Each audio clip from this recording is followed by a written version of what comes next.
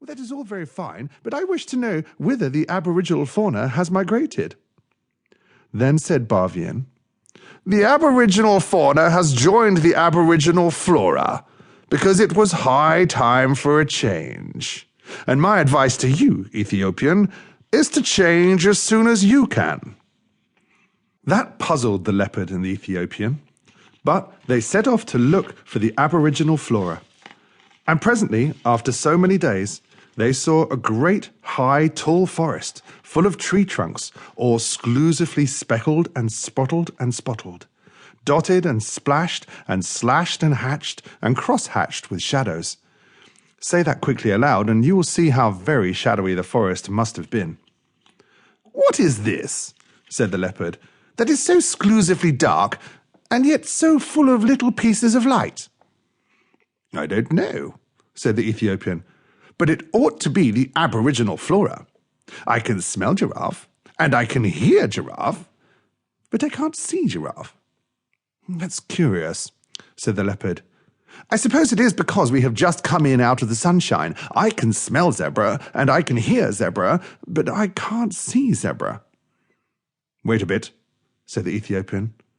"It's a long time since we've hunted them. Perhaps we've forgotten what they were like." "Fiddle!" said the leopard. "I remember them perfectly on the high veld, especially their marrow bones. Giraffe is about 17 feet high, of exclusively fulvous golden yellow from head to heel, and zebra is about 4.5 feet high, of exclusively grey fawn colour from head to heel." Said the Ethiopian, looking into the speckly, spickly shadows of the aboriginal flora forest.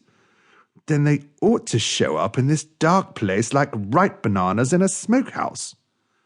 But they didn't. The leopard and the Ethiopian hunted all day, and though they could smell them and hear them, they never saw one of them.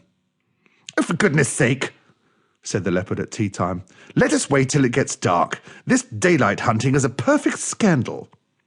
So they waited till dark, and then the leopard heard something breathing sniffily in the starlight that fell all stripily through the branches, and he jumped at the noise, and it smelt like zebra, and it felt like zebra, and when he knocked it down it kicked like zebra, but he couldn't see it. So he said, "Be quiet, oh you person without any form. I am going to sit on your head till morning, because there is something about you that I don't understand." Presently he heard a grunt and a crash and a scramble, and the Ethiopian called out, "I've caught a thing that I can't see. It smells like giraffe and it kicks like giraffe, but it hasn't any form." "Don't you trust it," said the leopard. "Sit on its head till the morning, same as me. They haven't any form, any of them." So they sat down on them hard till bright morning time. And then Leopard said, "What have you at your end of the table, brother?" The Ethiopian scratched his head and said, "It ought to be exclusively a rich, fulvous, orange tawny from head to heel, and it ought to be giraffe, but it is covered all over with chestnut blotches. What have you at your end of the table, brother?" And the leopard scratched his head and said, "It ought to be exclusively a delicate greyish fawn, and it ought to be zebra, but it is covered all over with black and purple stripes." "What in the world have you been doing to yourself, zebra? Don't you know that if you're on the high veld, I could see you 10 miles off? You haven't any form." "Yes," said the zebra, "but this isn't the high veld. Can't you see?" "Well, I can now," said the leopard, "but I couldn't all yesterday. How was it done?" "Let us up," said the zebra, "and we will show you." They let the zebra and the giraffe get up, and zebra moved away to some little thorn bushes where the sunlight fell all stripy, and giraffe moved off to some tallish trees where the shadows fell all blotchy. "Now watch," said the zebra and the giraffe. "This is the way it's done. 1, 2, 3, and where's your breakfast?"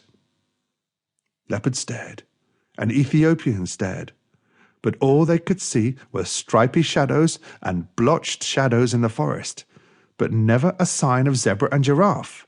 They had just walked off and hidden themselves in the shadowy forest. "Hi, hi," said the Ethiopian. "That's a trick worth learning. Take a lesson by it, leopard. You show up in this dark place like a bar of soap in a coal scuttle." "Oh," said the leopard, "would it surprise you very much?"